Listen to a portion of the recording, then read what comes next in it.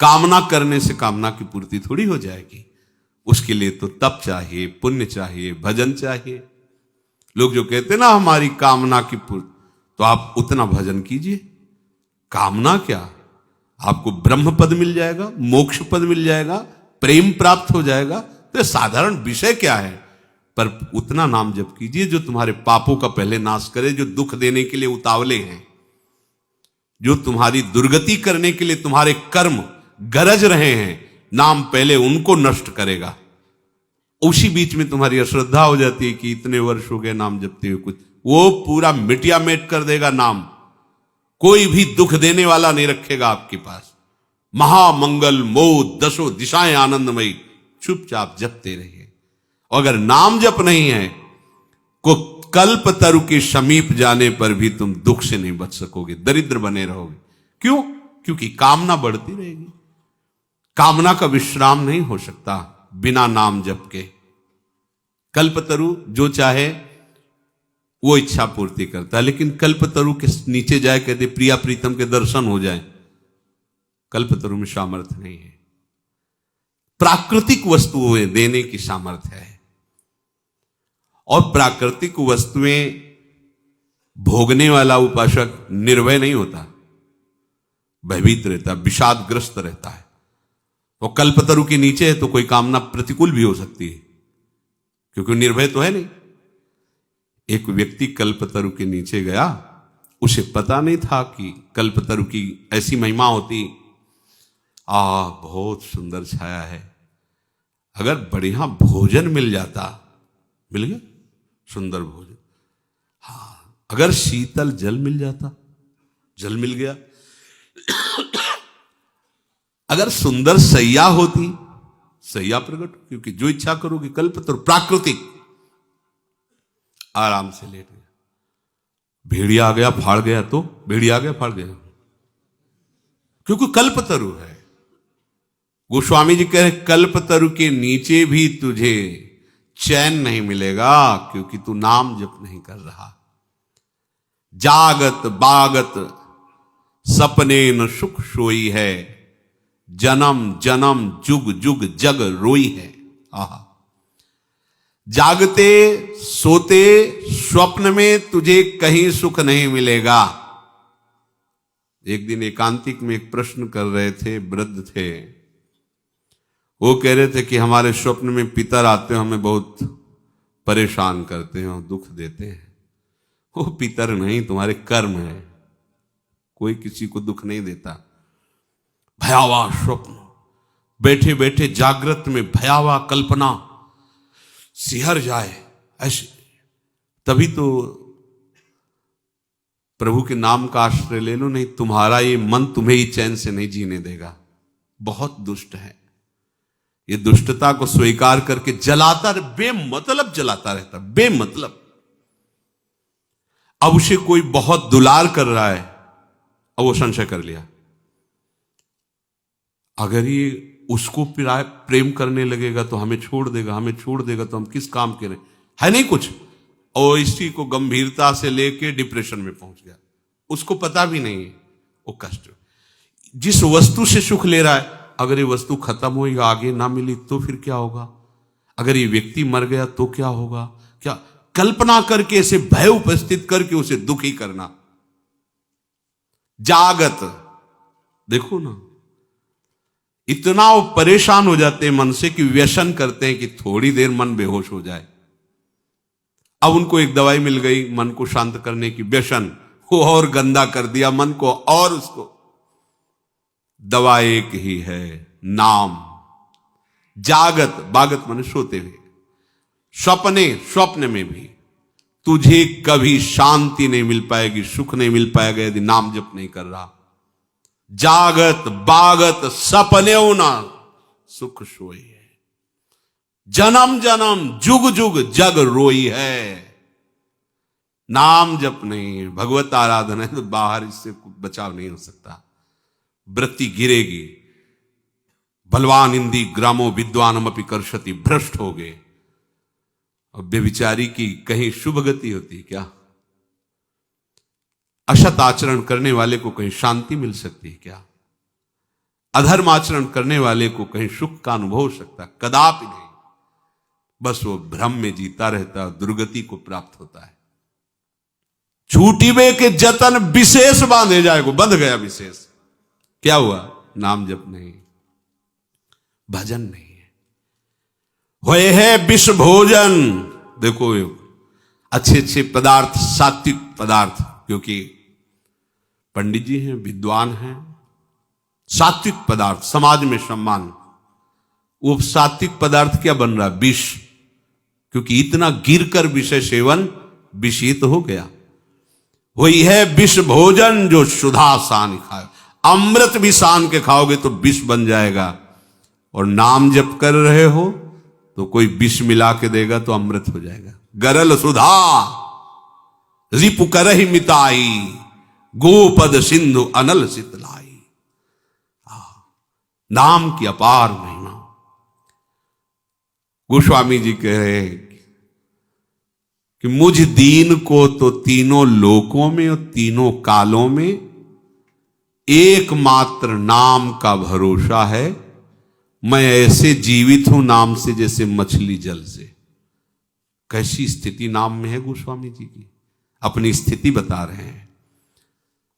जैसे जल मीन को अगर मछली को जल से हटा दे तो मर जाएगी, ऐसे गोस्वामी जी के मेरा जीना, मेरा जीवन नाम में है। ये जीवन आधार, राम नाम तुलसी को जीवन आधार रे। तुलसी तिलोक तिहु काल तो से दीन को, राम नाम ही की गति जैसे जल मीन को। ये है नाम का स्वाद।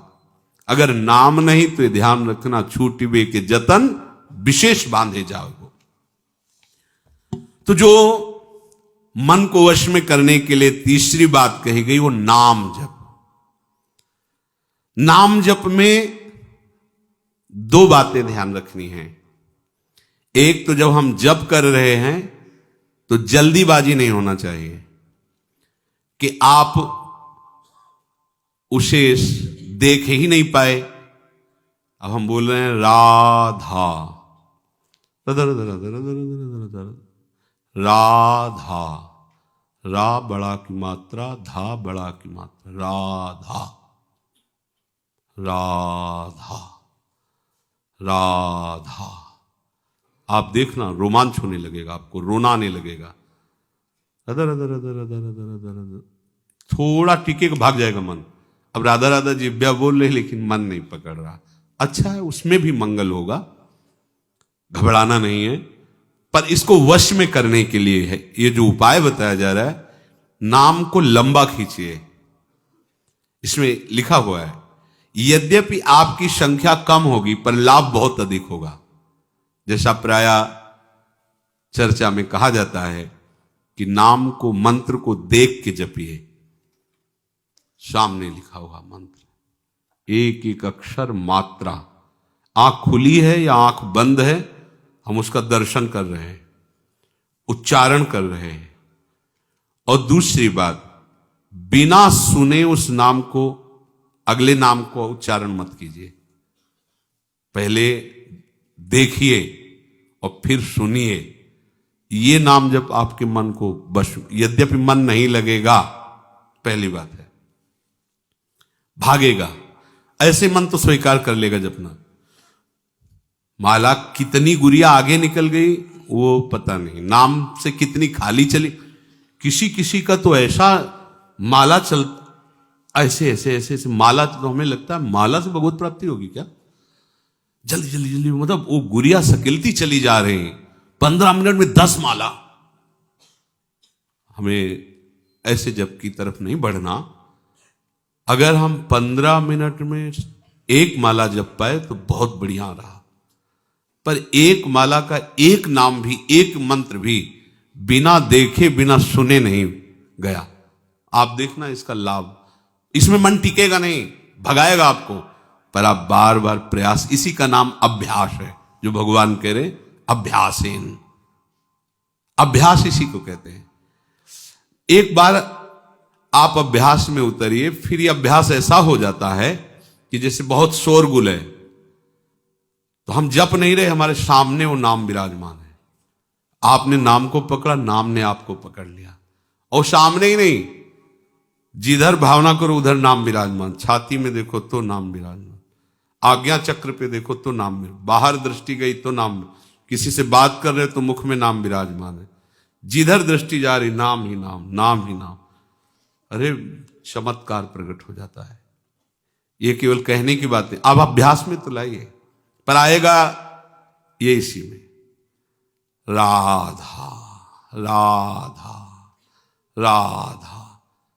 हमको कोई संख्या से मतलब है क्या? ये संख्या नवीन साधक को इसलिए कही जाती है, जो महापुरुष जन कहते हैं कि वैसे ही मन नहीं लगता, प्रमादी होता है, तो कम से कम 16 माला तो तुम नियम ले लो, 21 माला ले लो, इतना ले लो। ये नियम इसलिए कि आपका अभ्यास बने।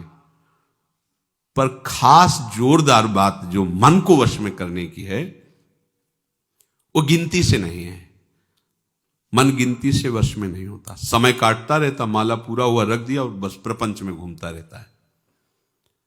और आप देखो कह के राधा, ऐसे अंदर राधा, जितना लंबा खींचोगे मन को भागने का अवसर नहीं मिलेगा। देख लेना, ये अनुभव की बात कह रहा हूं। पर ये चाहेगा ऐसे ही अब ये और चिंतन कर रहा है, और जगह भटक रहा है, माला रफ्तार से चल रहा है, किसी से बात भी कर रहे हैं, फोन भी चल रहा है, पता नाम कैसे चल रहा है पता नहीं। नाम मन को वश में निश्चित कर देता है। पर ये दो बातें, कोई भी नाम जल्दीबाजी से नहीं जाना चाहिए। दर्शन, श्रवण और लंबा उसका उच्चारण, आराम आराम से। कोई जल्दीबाजी थोड़ी, कार्य करते हुए या कार्य से विश्राम लेकर, जैसी भी स्थिति में अच्छे से राधा राधा।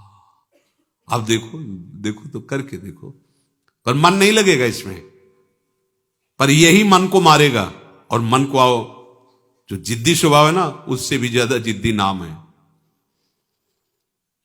अरे सबके मन का अधिष्ठात्र जो मनमोहन है, जब उसको घसीट के सामने कर देता है तो औरों की तो बात ही क्या है। मनमोहन को सामने खड़ा कर देता है। कैसा नाम है। चौथी बात, जिस नाम का उच्चारण किया जाए उसको मन की निगरानी में लाने की जरूरत है। मन की आंखों से उसे देखना, मन की आंखों से उस पर नजर रखना। मन की आंखों से नजर चूक गई तो वो नाम कितने निकल गए आपको पता नहीं चलेगा। कभी कभी जैसे उपासकों के द्वारा चर्चा करने पर पता चलता है कि चतुरासी जी के कई पद कब निकल गए हमें खुद पता नहीं। इसका मतलब वो मन की निगरानी नहीं हुई उस पद में।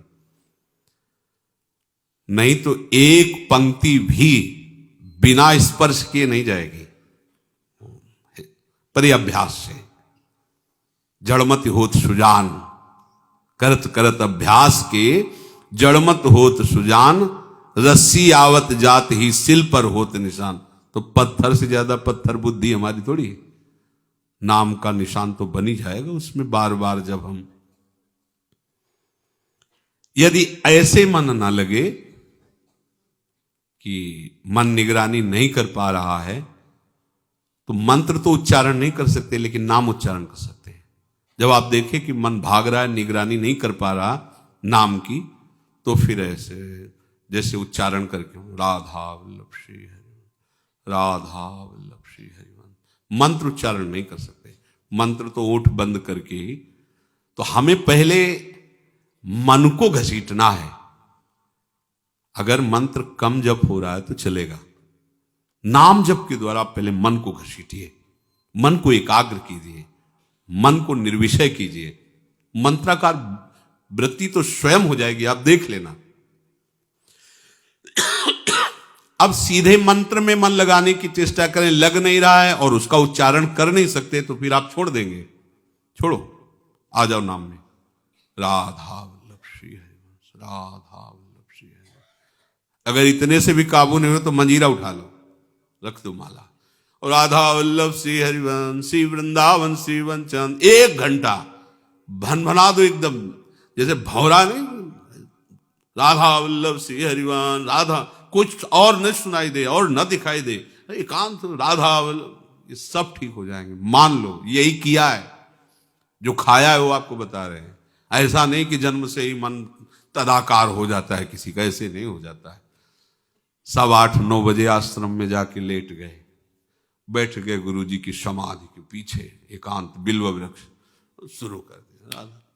जो उस समय 11-12 बजे रात तक जाके लेटे, थोड़ी देर लेटे, फिर स्नान करें, फिर ऐसी लगन थोड़ी लगी थी। सुबह 4 बजे रामायण प्रारंभ की, अयोध्या कांड पूरा करके, बाल कांड अयोध्या कांड ये बड़े कांड है, पूरा करके ही उठे।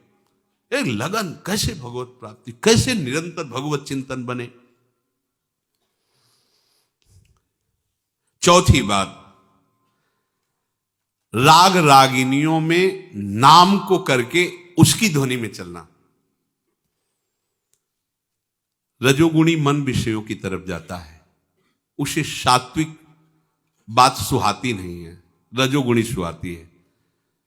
तो जैसे सांप के जहर को नष्ट करने के लिए जहर का इंजेक्शन लगाया जाता है, ऐसे चतुर सुजान महापुरुष कह रहे किसी ध्वनि में इसको फंसा लो, जो तुम्हें ध्वनि प्रिय लगे उसे राधा राधा राधा बस गुनगुना।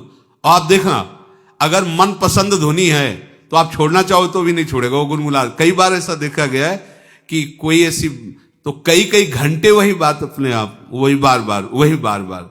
एक उपाय ये भी है, जो आपको ध्वनि प्रिय लगे, जैसे आपको प्रिय लगे, नाम को ऐसे गुनगुनाना शुरू कर दे, पकड़ाओ मन को, ये पकड़ लेगा। ऐसा है, ये कई बार देखा है, कोई जैसे ऐसी बहुत प्रिय ध्वनि लगी और 2-4 बार आप गुनगुना लिए तो मन उसे पकड़ लेता है और वो फिर गुनगुनाने लगता है, बार बार उसी को दोहराने, कोई चौपाई, कोई श्लोक, कोई बात, बार बार पुनरावृत्ति उसी की करता है।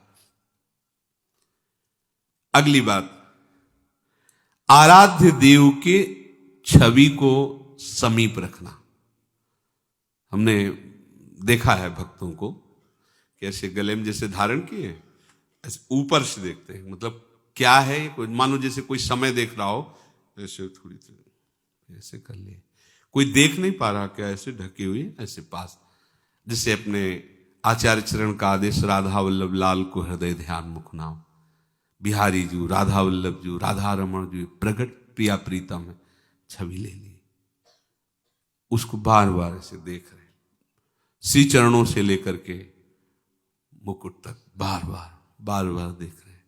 तो हमारी दृष्टि में तो ये आ ही रहा अंदर ना कि ये बिहारी जो है, चिंतन, नेत्र देख रहे हैं और प्रयास कर रहे हैं, आंख मूंदा, फिर उसको बसाने की चेष्टा, फिर देखा, फिर बसाने की चेष्टा, फिर देखा, इससे मन अधीन होने, ये उपाय है।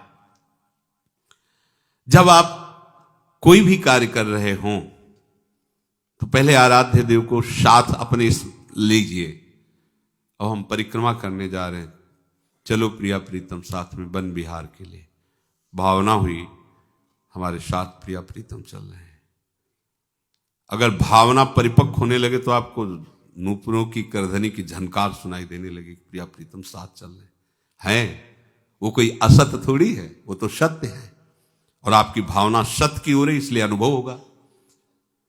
कोई भी कार्य, सोहनी लगा रहे हैं, प्रिया प्रीतम हमारे साथ है, खेल रहे हैं, सोहनी लगा रहे। हमें चाहिए कि अपने आराध्य देव की या गुरुदेव की छवि अपने पास रखो, बार बार उनको देखते रहे। ध्यान मूलम गुरु मूर्ति, पूजा मूलम गुरु पदम। सच्ची मानिए, हम श्री विग्रह पर तो प्रभु की भावना कर लेते हैं, पर गुरुदेव पर मनुष्य भावना नहीं हटती। ये हट जाए तो साक्षात तत्व विराजमान है। गुरुदेव साक्षात, वैसे तो सत तत्व स्वरूप ही है, पर जहां से हमने सवाल सुलझाना शुरू किया है, मानी संख्या गुरुदेव पर ब्रह्म, वहीं हम सवाल नहीं सुलझा पा रहे। पर ब्रह्म की एक जगह दृष्टि हो जाए केवल गुरुदेव पर, हम गुरुदेव की छवि विराजमान करके पूछ सकते हैं, प्रभु की छवि विराजमान, क्योंकि डांटेंगे नहीं, वो हमारे मन को रौंदेंगे नहीं। और प्रगट में सुरपति नरपति लोकपति जिनके भावे घास, तुम क्या हो। फिर वो जो उनका वो अभिमान जो हमारा, वो हमको वहां भगवत भाव नहीं होने देता। ये भी तो ये पहनते हैं, ये भी तो ये ऐसे करते हैं, ये भी तो ऐसे। हमारी दृष्टि एक पार्थिव दृष्टि रहती, भागवतिक दृष्टि नहीं हो पाती। हम गुरु को बहुत से बहुत साधन मानते हैं, साध्य भाव नहीं मान पाते। गुरु वही मंत्र दे दिए, उससे भगवत प्राप्ति होती है, तो बस ठीक है, मंत्र ले लिया, भजन करेंगे, उसमें एक साधन या बहुत बहुत एक अच्छा साधक, अच्छा साधु। लेकिन साक्षात जिस आराध्य देव को प्राप्त करना है, वो अपने रहस्य को बताने के लिए, मेरी भाषा में बोलने के लिए, मेरे जैसा व्यक्ति समझ पावे उस गूढ़ रहस्य को, ये ऐसा प्रगट रूप धारण करके हमारे सामने बैठे, हमारी ऐसी श्रद्धा नहीं हो पाती। ध्यान मूलम गुरु मूर्ति, पूजा मूलम गुरु पदम, मंत्र मूलम गुरु वाक्यम, मोक्ष मूलम गुरु कृपा। प्रभु का रूप या सदगुरुदेव का रूप, उसको बार बार देखना, बार बार, इससे मन अधीन हो जाता है। प्रभु देख रहे हैं ना आपकी चेष्टा, कि आप अपने मन को लगाना चाहते, तो आपके उस अभ्यास से नहीं हुआ, उनकी कृपा कोर से हो गया। अभ्यास की पुष्टता वैराग्य से होगी। दो बातें भगवान ने कही, अभ्यासेन च वैराग्य। वैराग्य किसे कहते हैं? भोगों में किंचन मात्र राग ना रह जाना, इसे वैराग्य कहते हैं। पूरे इंद्रियजन्य भोगों के संयोग में सुख भाव ना रह जाना। अभी क्या होता है कि हमारे लिए ये ठीक नहीं है करना, पर अंदर से सुख बुद्धि रहती है, इसे वैराग्य नहीं कहते। अंदर से उसके प्रति सुख भाव खत्म हो जाना। मन उतना ही तुम्हारा निर्मल और प्रभु में स्थिर होने लगेगा जितना ये भोगों से राग रहित होगा। संसार का राग सर्वथा हटने पर मन प्रभु का चिंतन स्वाभाविक करने लगता है। पुराने संस्कारों के कारण मन में जब स्फुरणा आए, तो उससे न राग करो न द्वेष करो, उदासीन हो जाओ। सुनो ही मत मन की बात, वो गंदी बातें फेंक रहा है, संसार की बातें फेंक रहा है, हमें नहीं सुनना, उपेक्षा कर दो, उदासीन हो जाओ। वो जब देखेगा कि आप उसकी बात नहीं सुन रहे, तो स्फुरणा ही मिट जाएगी। वैराग्य और अभ्यास, मन तुम्हारे अधीन हो जाएगा। देखो, विचार करो, संसार प्रतिक्षण बदल रहा है, प्रभु कभी बदलने वाले नहीं। संसार कभी हमारे साथ नहीं रह सकता, प्रभु कभी हमारा साथ नहीं छोड़े हैं और न छोड़ने वाले हैं। पुरंजनोपाख्यान में भागवत में आता है कि जब पुरंजनी पर बहुत आसक्त हो गया, तो अगला जन्म स्त्री का हुआ, और फिर उसके ब्याह हुए, तो जब पति युद्ध में मारा गया, तो उसमें वो बहुत विलाप कर रही थी। तो भगवान प्रकट हुए और कहा कि तुम जानते नहीं हो, तुम स्त्री नहीं हो, तुम पहले पुरंजन थे, स्त्री में आसक्त हुए तो तुम स्त्री बन गए आकर। हम तुम्हारे सखा हैं, और जब जब तुम जन्म लेते हो तब तब मैं तुम्हारे साथ रहता हूं, पर मैं प्रकट नहीं होता, मैं तुम्हें प्रतिपल देखता रहता हूं, क्योंकि मैं तुम्हारा सखा हूं। हमारा परिचय है अविज्ञात सखा, पुरंजनोपाख्यान में आता है, अविज्ञात सखा, जिसको तुम जानते नहीं हो, पर मैं तुम्हारा सखा हूं, मित्र हूं। अय मित्र, तू स्त्री नहीं है, ये तेरा पति नहीं था, छोड़, आ, मैं तुझे लेने आया हूं।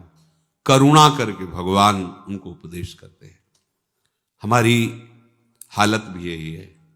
हमारे जो नित्य मित्र हैं, नित्य सखा हैं, उनको भूले हुए, या नए नए दोस्त, नया संबंध, नया नया राग स्थापित करते रहते हैं।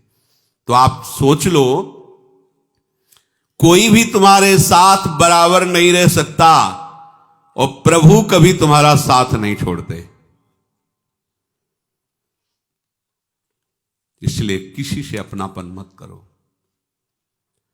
दूसरी बात, अपने कुटुंब कहलाने वाले, संबंधी कहलाने वाले आपसे अनुकूलता का संबंध रखते हैं।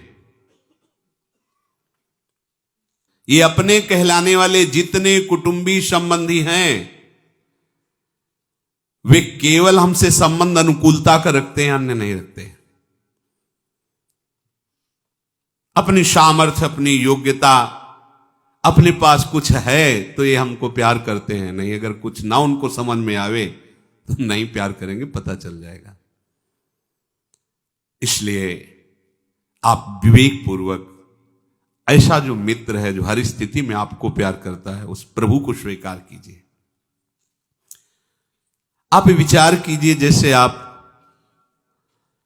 शराब है, मांस है, अंडा है, एक गंदा आहार है, इसको आप पाप देखते हैं, निषिद्ध देखते हैं, तो आपका मन कभी नहीं जाता इस पर। और जो गंदे आचरण हैं वो हैं तो इन्हीं के समान, फिर आप उसे क्यों स्वीकार नहीं करते? सोचो, आपको कोई परोसे तो क्या आप मांस खा लोगे? वैष्णव हो, आपको कितना बुरा लगेगा। तो आपको जो प्रभु से हटा दे ऐसी वस्तु, ऐसी क्रिया, ऐसी चेष्टा आपको बुरी क्यों नहीं लगी? उसके समान क्यों बुरी नहीं लगी? आप विचार करो, जो निषिद्ध है सो निषिद्ध है। पूरा का पूरा व्यवहार आप इसमें कसौटी पे कसिए। जो नहीं करना चाहिए वो उसी लाइन पे है। जैसे मांस नहीं खाना चाहिए, मदिरा नहीं पीना चाहिए, तो उसी लाइन पे व्यभिचार भी है, उसी लाइन पे ब्रह्मचर्य का नाश भी है, असत्य भी है। जो निषिद्ध है उसमें कुछ तो आपने निषिद्ध मान लिया तो आपका मन नहीं जाएगा, देख लो। लेकिन कुछ को आप निषिद्ध जानते हुए भी सुख बुद्धि से आप नहीं मान रहे, इसीलिए गिर रहे हैं। यदि उसी लाइन वाले निषिद्ध वाले को आप उसी कोटि का है, जो दुर्गति उनकी होती है वही दुर्गति उनकी होती है। जो निषिद्ध आचरण है खोल खोल के कहां तक बतावे, पूरा प्रपंच इसी का नाम है। जो भागवतिक सिद्धांत के विरुद्ध हमें ले जाए वो निषिद्ध ही है। तो क्या अपने लोग देख पाते हैं ये निषिद्ध है? क्या उसे ऐसा मानते हैं? अगर ऐसा मानते तो हम अपना नाश क्यों करते? ये विचार करो, तो तुमसे जो असाधन हो रहे वो छूट जाएंगे। जैसे कोई हमको कितनी भी मित्रता के दबाव में आकर शराब नहीं पिला सकता, मांस नहीं खवा सकता, ऐसे ही कोई कितना भी मित्र हमसे गंदे आचरण नहीं करा सकता, प्रभु का स्मरण नहीं छुड़ा सकता। ये कब हो सकता है? जब उनको आप उसी बुराई को उसी बराबर लेवल से देखिए। पर हम कुछ को तो देखते हैं कि बुरा है, हमें नहीं करना। कुछ को बुरा जानते भी हैं, हल्का सा मानते भी हैं, पर अंदर से सुख बुद्धि करके उसमें हम रमण करते हैं। चाहे स्वयं से चेष्टा हो, चाहे दूसरे के संग से चेष्टा हो। कई ऐसी बुराइयां हैं जिनको हम उस तरह से उस पंक्ति में नहीं रख पा रहे हैं। यही हमारे मन की मलिनता का स्वरूप होता है। साधन करने पर भी मन जो वश में नहीं हो रहा, तो ये जो निषिद्ध हैं उनको हम उस कोट से नहीं देख पा रहे। क्या मिल जाता है झूठ बोलने से? क्या मिल जाता है गंदी बात करने से? क्या मिल जाता है गंदी क्रिया करने से? आपका मन मलिन होता है, आपकी वृत्ति अपवित्र होती है, तो आप उसको उसी कोट में क्यों नहीं रख लेते? जैसे आपका मन कभी स्वप्न में भी मांस खाते हुए स्वप्न नहीं दिखाएगा आपको। यदि जीवन में मांस नहीं खाया तो आपको कभी स्वप्न में नहीं दिखाई देगा। शराब नहीं पिया तो नहीं दिखाए। तो आप समझ लो फिर जागृत में मन कैसे जा सकता है आपका? बाजार से निकल जाओ, उसकी बाजार भी लगी हो तो भी आप ऐसे निकल जाएंगे कि सूंघना भी नहीं, देखना भी नहीं। तो भगवान जो और निषिद्ध कार्य बोले कि ये नहीं करना, उसके प्रति आपकी श्रद्धा क्यों है? वो भी तो उसी पंक्ति में, वो भी तो वही कार्य करेंगे। जो वो कार्य करेगा वही वो कार्य करेंगे। निषिद्ध कार्य हमको अधर्म में लगाकर भगवत विमुख कर देगा। तो हम अपनी इस कमजोरी को छोड़ें, विवेक के द्वारा जो निषिद्ध कार्य हैं उनको उसी पंक्ति में रखें। नहीं करना, नहीं देखना, नहीं सुनना, इससे राग हटेगा और भजन का निरंतर अभ्यास, ये अभ्यास और वैराग्य ये दोनों भगवत प्राप्ति करा ही देंगे। मन तुम्हारा प्रभु में लग ही जाएगा। शेष चर्चा आगे। श्री राधा वल्लभ लाल की।